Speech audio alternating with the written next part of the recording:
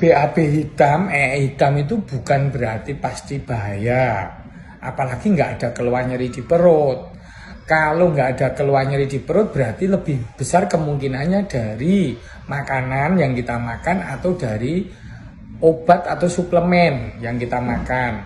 Kalau makanan yang kita makan tuh kok mengandung banyak dari bahan-bahan yang berwarna hitam atau ungu, kayak misalnya buah bit atau akar manis hitam, terus kemudian buah blueberry misalnya, itu kita akan cenderung hitam. Kemudian pewarna merah yang ada di makanan minuman itu juga suka memberikan efek BAB-nya jadi hitam. Itu kalau dari makanan. Kalau dari suplemen, kalau orangnya tersebut hobi minum vitamin penambah darah, itu kan mengandung zat besi. E-nya juga menjadi hitam, itu hal yang wajar.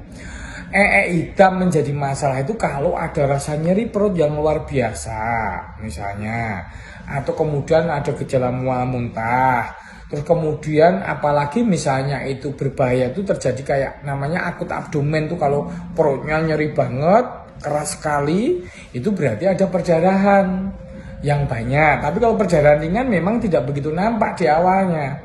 Perdarahan di saluran cerna atas itu karena di usus itu ketemu dengan mikrobiota usus, kemudian ada proses fermentasi, itu darah yang mengalir di saluran cerna itu akhirnya sampai ke dubur berwarna hitam gitu.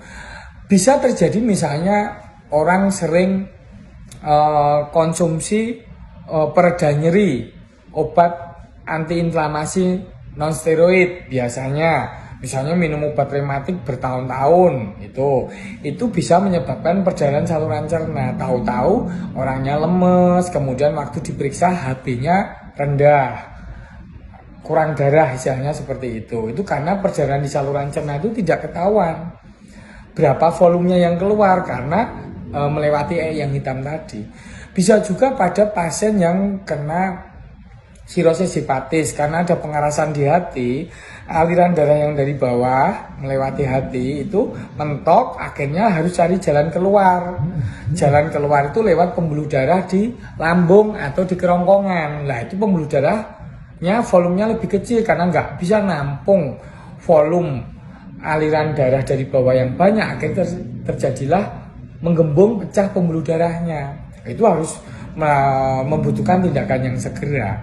Tapi jika tidak ada keluhan nyeri atau gejala-gejala apapun, entah itu mual muntah di perut, ya berarti ya baik-baik saja. Mungkin ditengok aja makanan sebelumnya apa saja, dan itu dikurangin kalau itu mengganggu pikiran.